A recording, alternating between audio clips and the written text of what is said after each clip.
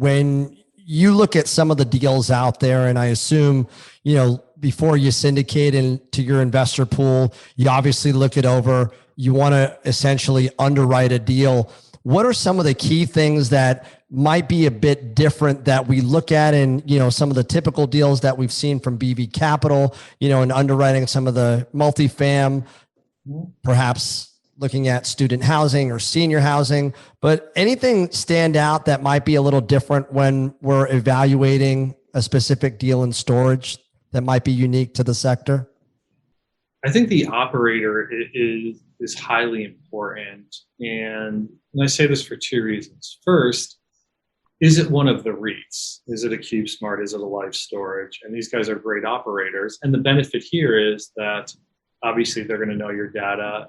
You can argue there's a highly likelihood that this REIT's going to have their eye on you to buy you. So from an investor standpoint, that could be a good thing. Now, that said, the perception can also be this is big bad corporate. We're just a little facility here somewhere in Texas. So, look at that both ways.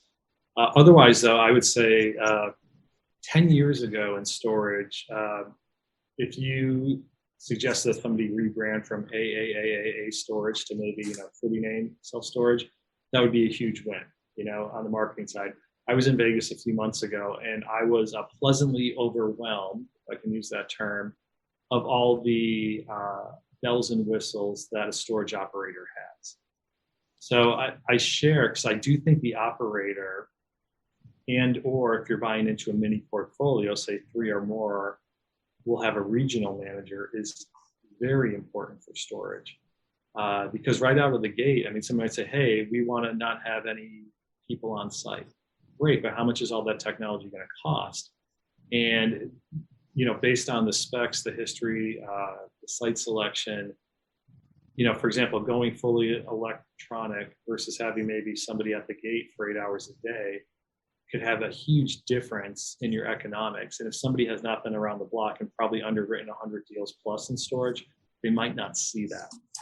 So as an investor, you read the headlines, it kind of seems the same, but there could be some big losses up front for a less established, not only manager, but also a kind of syndication group at the beginning.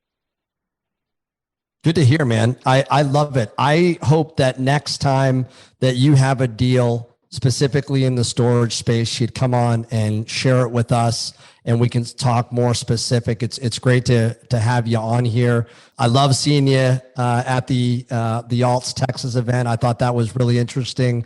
We had the opportunity to kind of debrief on this podcast and talk about some of the macro themes out there. Before we go, I'd love to kind of hear a few little nuggets that you came away that as it relates to real estate from the Alts Texas event. Yeah, my big one. So we were in the dark corner talking about, we'll call it sustainable housing, and not to be doom and gloom, because this has been a very uplifting, discussion. But I do feel, let's just go to Maslow's hierarchy of needs here. We got air, water's still free. That's a big asterisk, separate podcast. Food's getting more expensive. And then you have housing and stuff, multifamily. But and then of course on the other end of that spectrum is your taxes. In the middle, you had savings, you had luxury, you have everything else.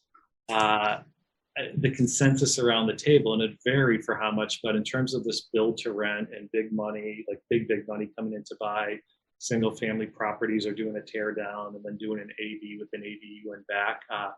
I think there's significant meat on the bone. I think it's potentially horrible for society for how much the average Joe Jay in America gets squeezed, but I don't think that's going to be a concern of Wall Street, or call it big private money. So that was something, I don't know if that was on stage spoken as much, but at least in our little circle that we self-selected into, that was really enlightening to hear from folks across the country and their view on it.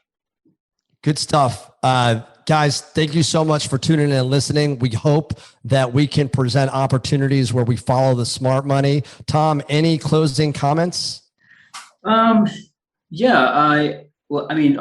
if we have investors that want to talk to BV Capital and Dan, particularly Mitch, where can they find us?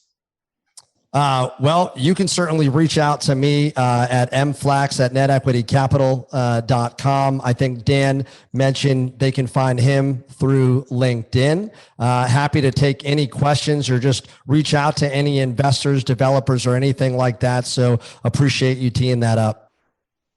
Yep. With that, we'll see you next week. Thanks again.